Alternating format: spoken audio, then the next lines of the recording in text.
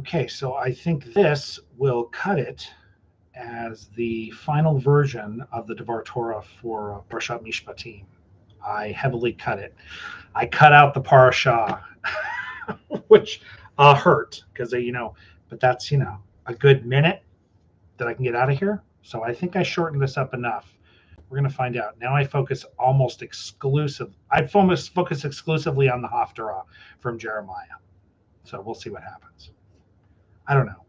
It's kind of fun. It's light. I don't know. I think I like it.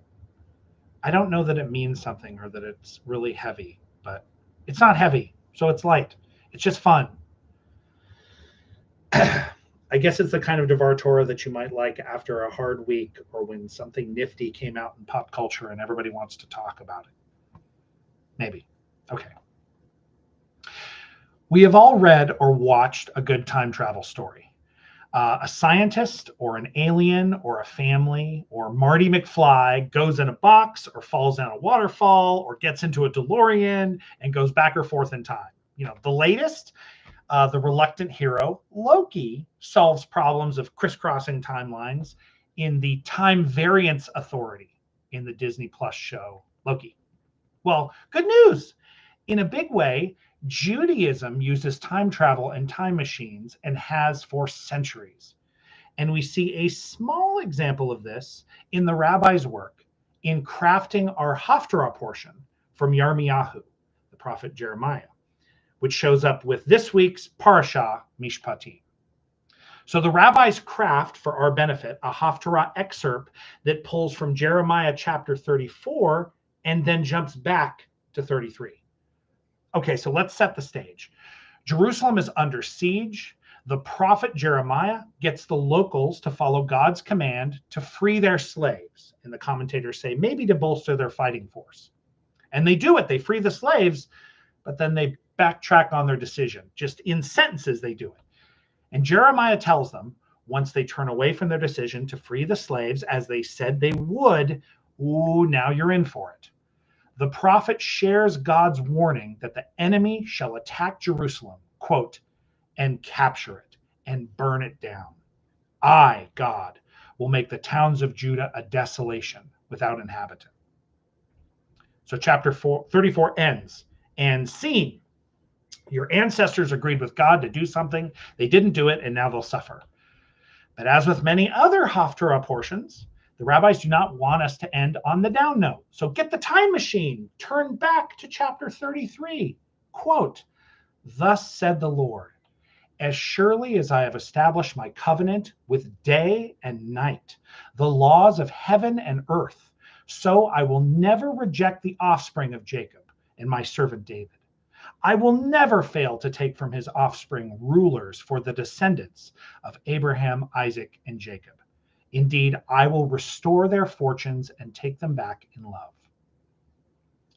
So the Haftarah violates chronology. This promise in chapter 33 happens before the Jews of the land sin and are punished. This was supposed to inspire the Jews to make the right decision, and they didn't. But you already knew that because you are a time-traveling Jew. When you start the Torah with the promise of the Garden of Eden, you know Adam and Eve are going to sin. When Joseph is sold into slavery by his brothers, you know that he'll eventually become the savior of the Jewish people and be reunited with his family. When the Hebrews get the first laws from God's mouth to Moses' hand in last week's Torah portion, including, quote, you shall not make for yourself a sculptured image, you shall not bow down to them or serve them, you already knew they were going to build the golden calf weeks later. And when Jerusalem's Jews agree to set free their slaves under God's command in Jeremiah, you know they're going to renege and Jerusalem is going to get wrecked. And the rabbis are warning you to do better now. So they tell you stories from long ago, and you already know how they'll end. And they know you know how they'll end because you're a time traveler through reading, listening, and studying. Every time you see the story, You are seeing it from this now and the present of the people in the story in the past, and their past, and their future, and your future. Your ability to synthesize past, present, and future in your mind is incredible. Just a taste of what we're told about God, that God can see all time or doesn't recognize the divides between past, present, and future. In whatever direction you are thinking and imagining, you, my fellow Jews, should be ready to time jump. Because Judaism provides the stories, the arguments through time, the rich literature that crosses time streams to help you find your way to understand past failures and victories, future visions of hope, and your present practice of living your own Jewish life, trying to do your best in all you do. So, friends, welcome to the Jewish Time Agency. Your work continues.